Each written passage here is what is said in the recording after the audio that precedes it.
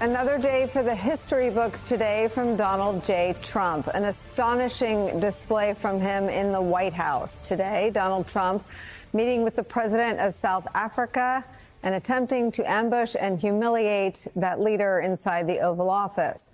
But what he did instead was embarrass and humiliate the people of the United States of America again.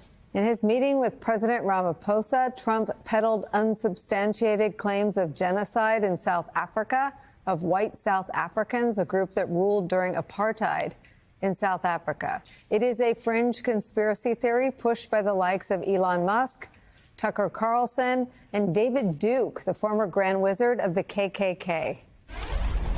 We take from many locations if we feel there's persecution or genocide going on. And we had a lot of people. I must tell you, Mr. President, we have had a tremendous number of people, especially since they've seen this. Generally, they're white farmers, and they're fleeing South Africa.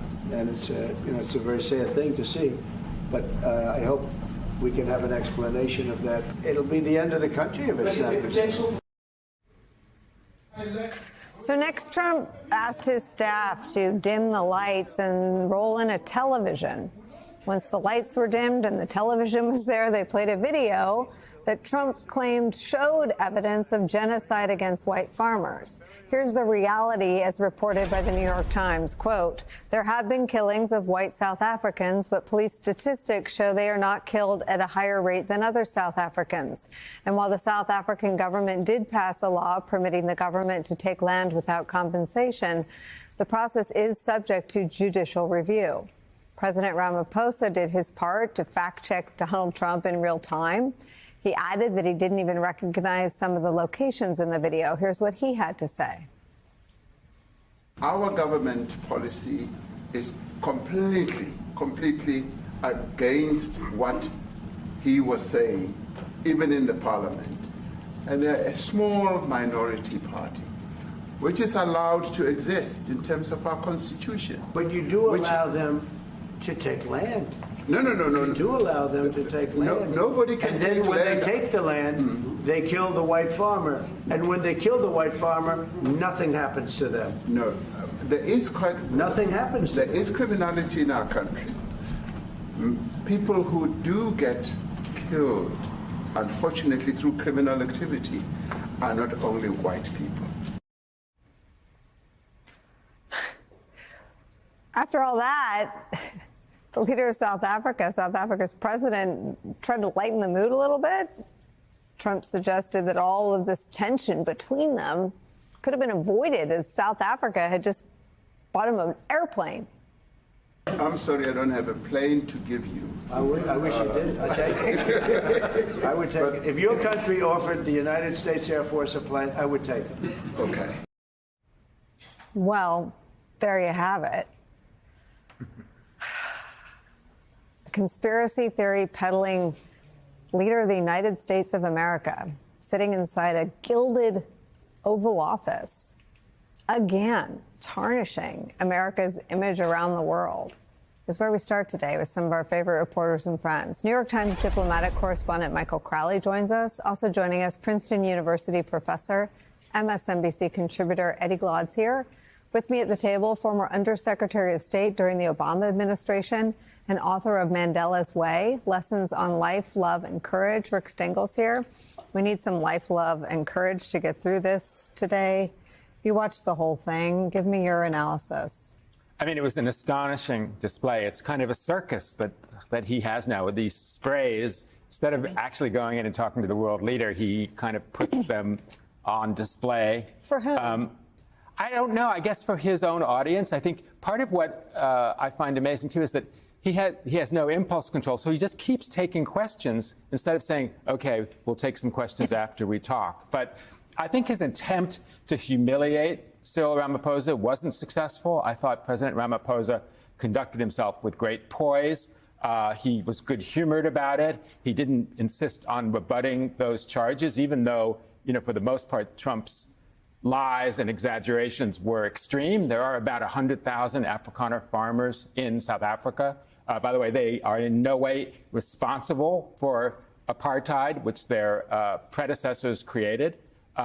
But they do own a majority of the farmland. And I would argue that so much of this crime is not black on white crime, but poverty on wealth crime. And I mean, I know you didn't see this in the stories. We were chatting about it before.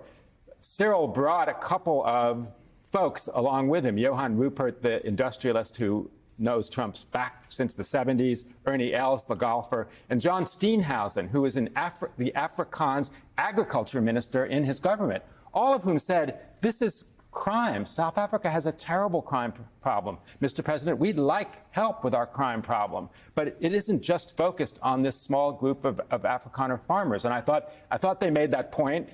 You know, not everybody's going to see that. They're going to see the fireworks, but I thought it lowered the temperature in the room in a way that hopefully would make some kind of dialogue useful. For what? Well, I mean, to take down the temperature. So, for example, one of the things that's tragic about this is that the U.S. cut off about $400 million in AIDS funding to South Africa. That's huge. That's PEPFAR money that has saved the lives of millions of people in southern Africa. They don't have that in their budget where that money comes from. They have to raise taxes. Those are children dying, families dying, you know, mothers dying. So part of the reason that I think Cyril Ramaphosa came here is to say, look, we do need your help. By the way, it's true, as Secretary Rubio said, South Africa has been on the opposite side of so many issues in the UN between the U.S.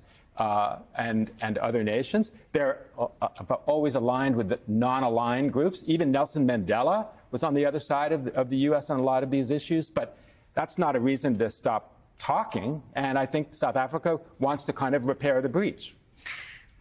Michael Crowley, if you're a foreign leader or working in the foreign service for a foreign leader, and you watch the information that Trump peddled inside the Oval Office and the quality of the content on the TV screen, what do you believe about the American foreign policy apparatus?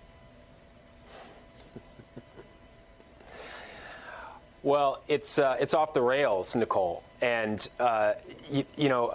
the one thing you can say, I suppose, is that by this point, maybe the world is getting used to, I would say, discounting things that the President of the United States says. So, at some point, I think you reach a kind of there he goes again situation. Not to diminish how astonishing this spectacle was, but, now it's sort of becoming part of the Trump show. It was like when that tirade against Ukrainian President Zelensky happened in February. We all thought, how can this be possible? We've never seen anything like this. And, now we're seeing it again. It's becoming the new norm, which is not to normalize it. But, I also think, Nicolle, at some point you have to wonder when foreign leaders are going to try to avoid being put in that position. I spoke to a foreign policy professional who is in constant touch with foreign diplomats, who said he was aware of some foreign leaders who actually are hoping to avoid invitations to the White House because they don't want to sit there in the Oval Office with President Trump and just have these, to get berated or to have some kind of a circus breakout. And it just makes diplomacy extremely dysfunctional when the president is so volatile, so unpredictable, and as you point out, relying on, debunked misleading or false information in the way he forms his opinions. It's going to make foreign leaders want to keep him at an arm's distance. Michael Crowley, what happens if the flow of good information to the United States of America breaks down and stops? Well, it's a hard thing to wrap your head around, isn't it, Nicolle? I mean, it's a big problem. And there's sort of two different categories of this happening right now. I think one is that the president is fed false information and conspiracy theories by people, many of whom my senses are sort of in his more casual or social orbit. Maybe somebody hands him a printout at Mar-a-Lago, some golf buddy or someone who's a member at the club, that kind of a thing. And you know, that can be anything, and that can be some pretty wild stuff. The other category, which is also very serious, is what's happening in the intelligence community right now in the more formal process of information that's given to the president that has the imprimatur of the IC, as we call it, the intelligence community of the U.S. government. And, you know, there are signs that the product that he's getting, including in a story that the Times reported yesterday, suggesting that Tulsi Gabbard's chief of staff was trying to influence an intelligence report having to do with the Venezuelan gangs in the United States, possibly for political reasons. You know, that flow of information now may be getting influenced and corrupted. And, you know, what are the implications? I mean, Nicolle, where do I start? It's just, it's very disturbing. And obviously it's going to make for bad decision making and bad things for the United States if the president is acting on false or warped information.